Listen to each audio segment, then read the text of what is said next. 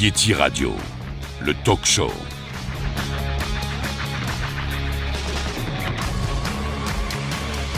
Salut à tous, bienvenue sur Yeti Radio. Alors aujourd'hui qui est composé de Elisa, de Loïs, de Brian, de Camille, de Justine, de Julien et de moi-même.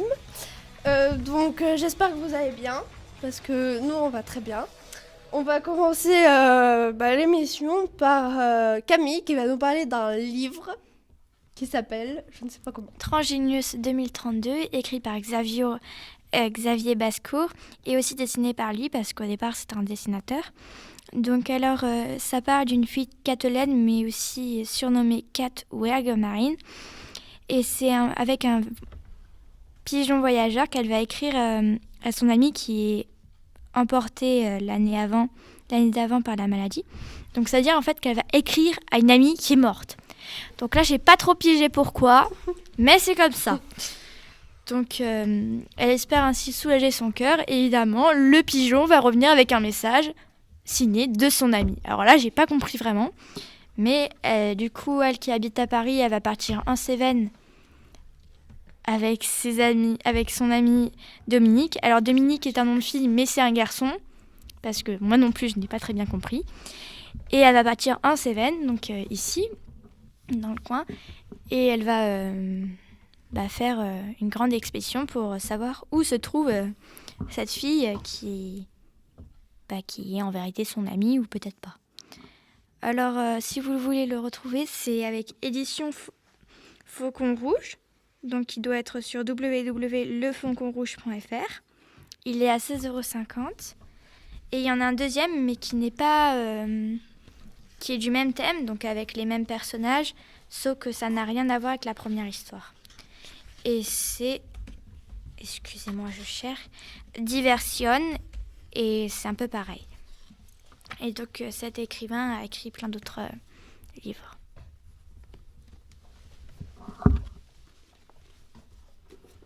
Question ?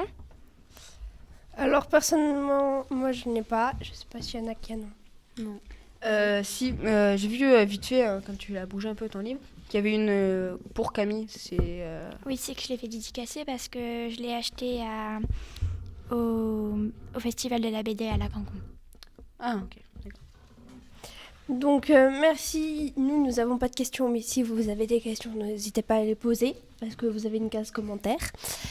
Oui, c'est intéressant de le rappeler. Donc nous allons continuer avec Brian, qui va nous faire une petite rubrique cuisine. Alors moi je vais vous parler du tzatziki. Donc on va commencer, je vais vous donner les ingrédients.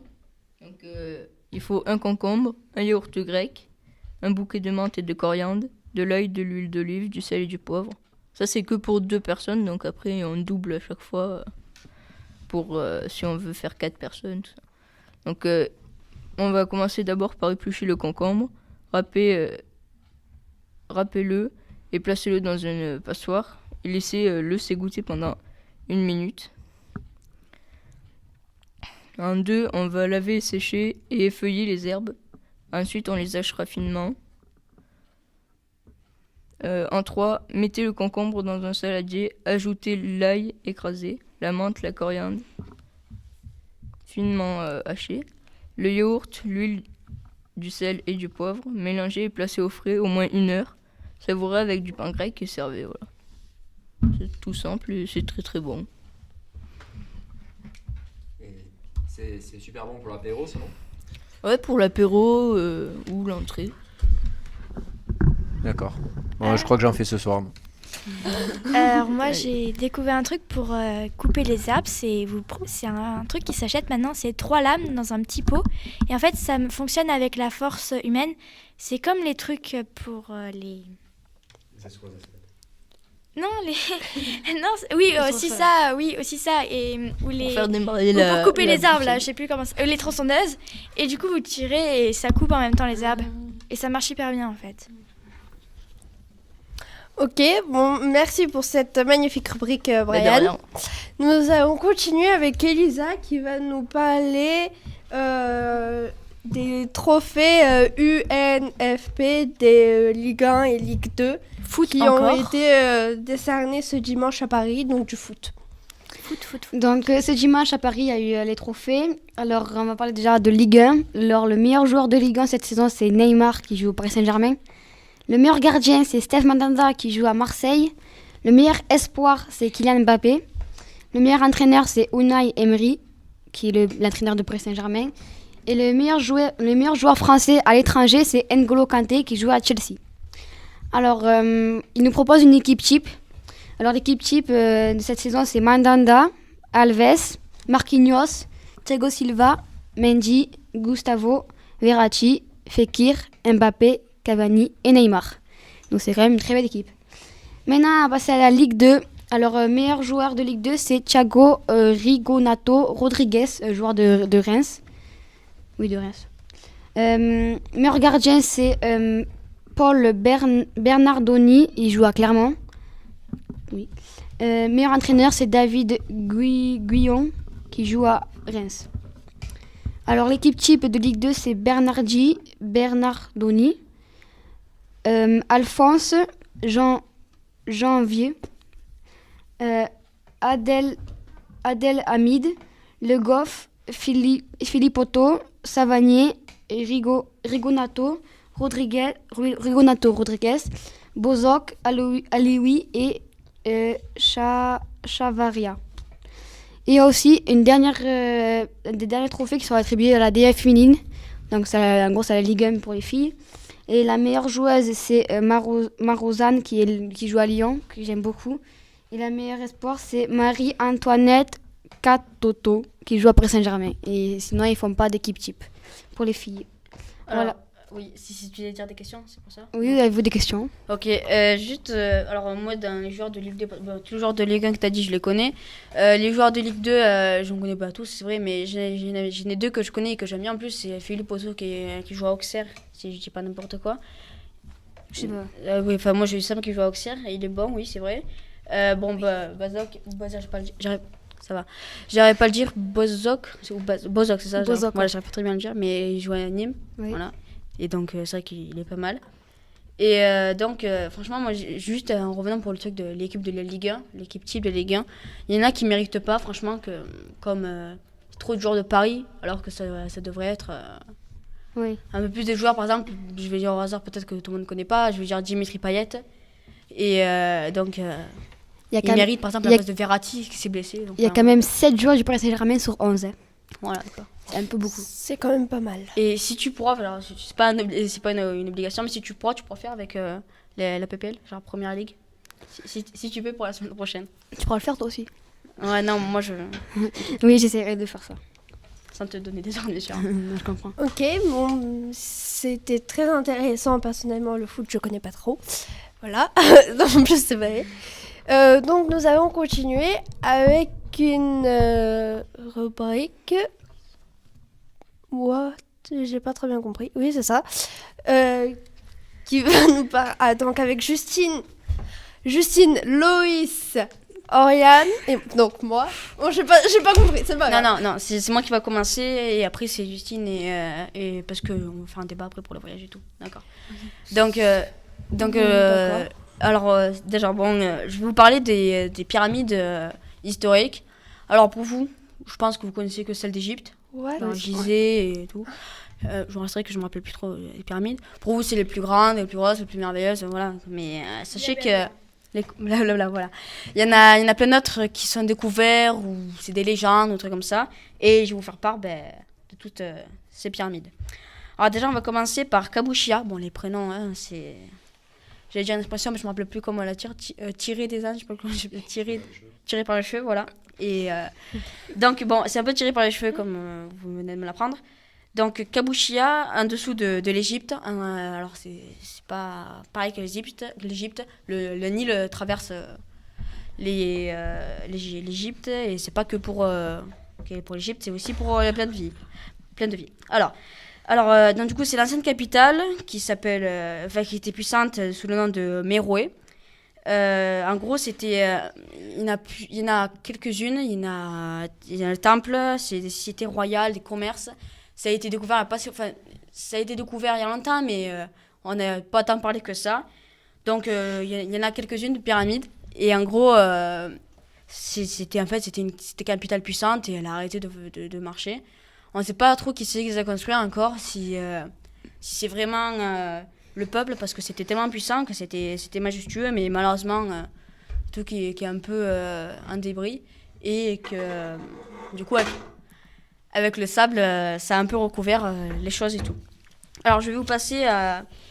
Alors oui, il y en a en Europe des pyramides. En Bosnie-Herzégovine, je ne dirais pas très bien le dire. Écoutez, bien sûr. Alors, Semir Osmanagic, un chercheur qui a découvert pour lui une pyramide dans son village. En gros, c'est une pique de montagne et qui ressemble beaucoup à une pyramide. C'est vraiment tout comme une pyramide.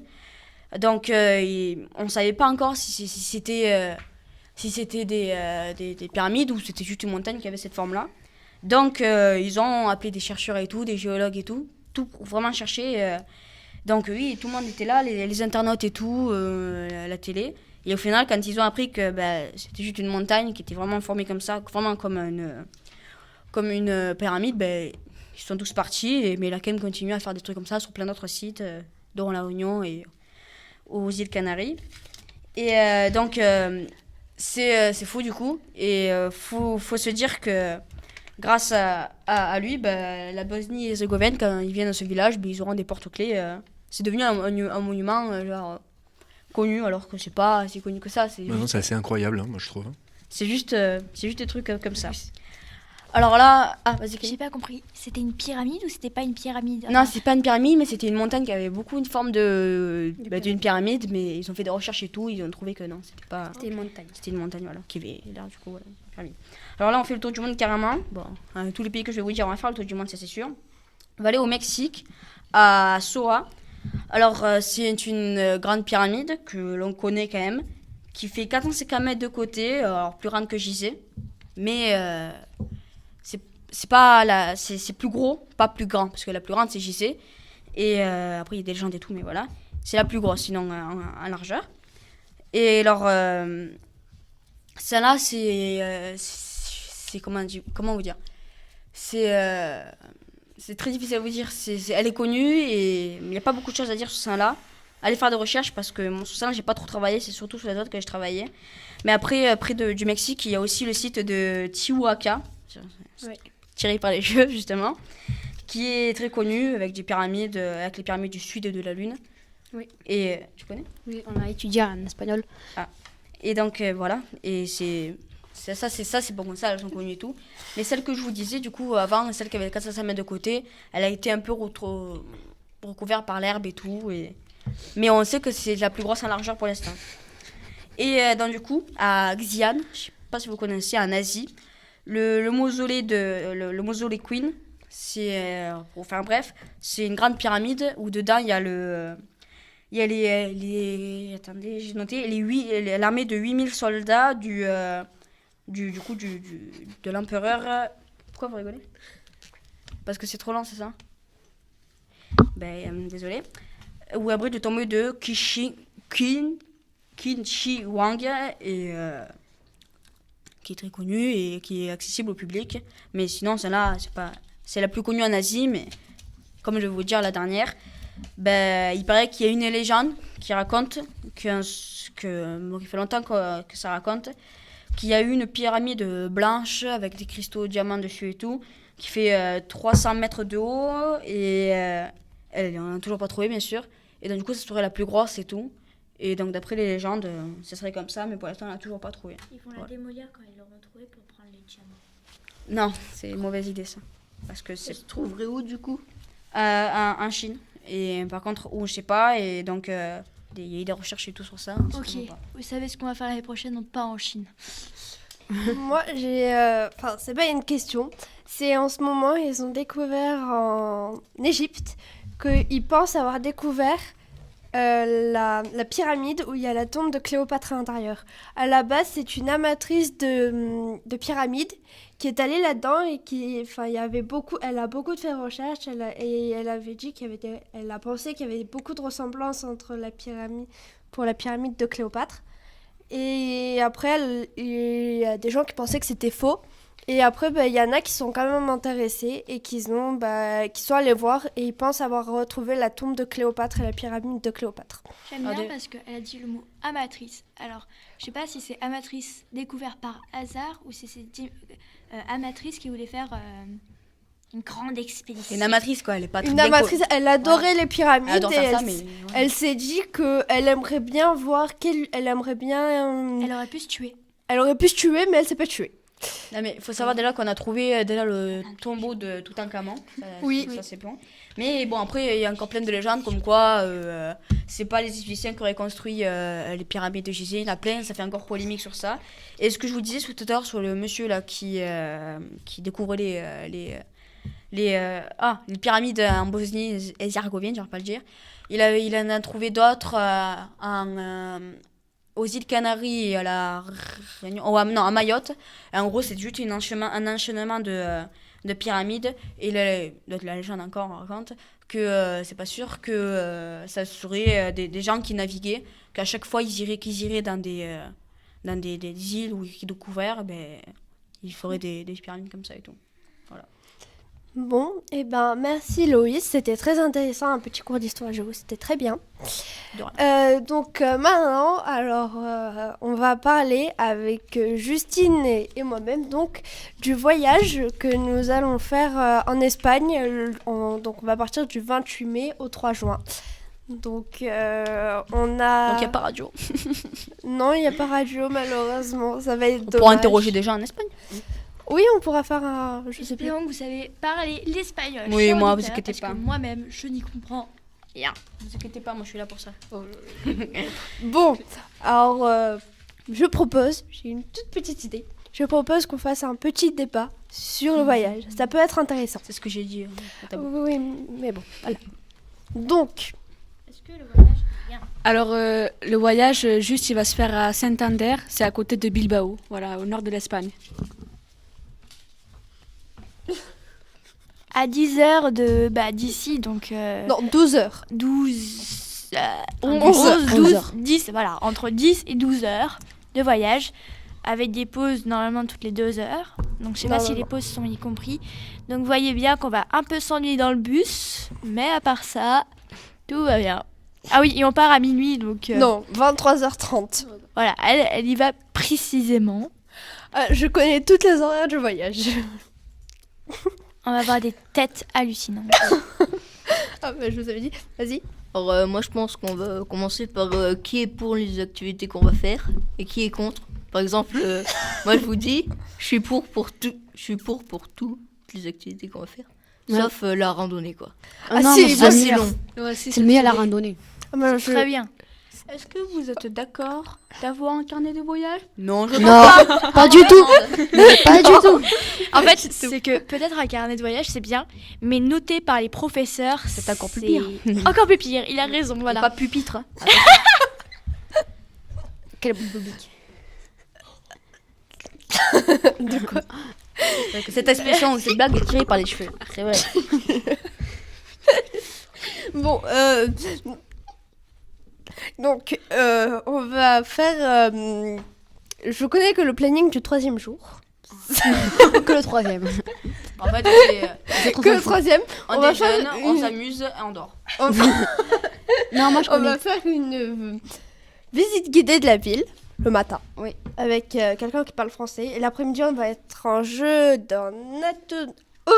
j'arriverai pas. Autonomie dans toute la ville. Ça, c'est le 3e Mais jour. c'est ça. super. En fait, on va cacher dans la Et ville, quoi. C'est ça le moi, truc, je quoi, sais c'est- que le premier jour, on s'arrête à Bilbao pour visiter le musée maritime, je sais pas, un truc comme ça. C'est bien, Ouais. ouais. C'est pas maritime. Alors, Hein je vais vous dire, si nous perdons des élèves ou des professeurs, nous vous les dirons ici, ce sont vos copains, vos amis, vos frères, vous pourrez pleurer avec délicatesse. Et si par contre c'est toi qu'on perd, on pourra rien dire. Hein. Est-ce qu'on Ça sera ne pas dérangera heureux, pas. Ça ne Au dérangera final, c'est vrai pas. qu'on soit heureux. Ça, c'est. Ça ne dérangera pas. En plus, j'ai déjà prévu un peu de perdre un professeur. C'est pas faux. Ton humour est très, très, très bien. Je l'adore. C'est pas faux. C'est là, Madame Pratt. Pourquoi tu dis Madame Pratt? Bon, dis-le, alors c'est pas ce merci. micro, là. C'était un petit débat qui est parti à la rigolade. C'est vrai. Non, non, sur le débat, Donc, nous... je tenais à dire que, au propos des familles, que j'espère qu'elles seront gentilles, Alors, accueillantes, Et moi, personnellement, je suis assez content parce que c'est une fille, déjà, moi, je suis content. Et parce qu'il y a 2 chiens dans notre famille. Et je suis Sérieux? content. La Nous chance! aussi, on a un chien. Nous, dans la nôtre, on a un chien. Mais purée, la chance, nous on a rien, on a ni enfant ni chien, rien. Et les chiens, ils parlent espagnol ou quoi? Il faut pas voir, il faut wow. Ça. Nous on a rien, enfant, chien, on a rien. Est-ce que tu crois que ça nous intéresse? Non, mais ça va être ennuyeux. Est-ce que vous savez déjà ce que vous allez manger? Non. Des repas espagnols. Oui, Les courbes. on va manger des kilos. Paella. On va manger, oui, de la paella. On va, alors, le repas préféré, enfin, un de mes repas préférés des Espagnols, c'est le pain à la tomate. Pas la tomate. Oui, je vais vous expliquer vite Bah, fait. tu prends du pain, tu mets de la tomate. C'est la pizza, ça non? C'est italien. Hein. Non, le pain à la tomate, on prend une tranche de pain complet, on met de la tomate dessus, enfin c'est un peu gras quand même, hein. On met de la tomate, enfin on écrase une tomate dessus, on met de l'huile, on met du sel, et pour, Je l'ai fait la dernière fois, c'est bon, ça arrive. et pour ceux qui veulent, on peut mettre de l'ail, mais Ok. personnellement je déteste ça, l'ail. Brian, tu nous fais ça pour la semaine prochaine. C'est bon? Voilà. Voilà. Et alors tu nous le fais vraiment, on prendra des photos. Ok. Tu nous le même, on bouffe nous après. Ouais, pour C'est qu'on en goûte, normal, hein. Bon, et ben merci, c'était très intéressant. On va Non. prendre des kilos. On a compris. Camille n'est pas obligée. Non, mais on va en perdre avec la randonnée, t'inquiète pas. Vous paierez un supplément pour le retour. J'aime même parce Bon, que tes interventions eh ben, sont je soudaines, vais- elles arrivent comme ça, boum. Par contre, ce sera 5 euros pour le L'émission pain. est pratiquement terminée. L'émission est terminée car nous devons bientôt partir. Donc, je vous propose une très bonne soirée. C'est très important. Ou une très bonne journée plutôt. Et à la prochaine. Espérons que vous mangez des plats espagnols. Bye bye. Adios, amigos. Au revoir. Au revoir.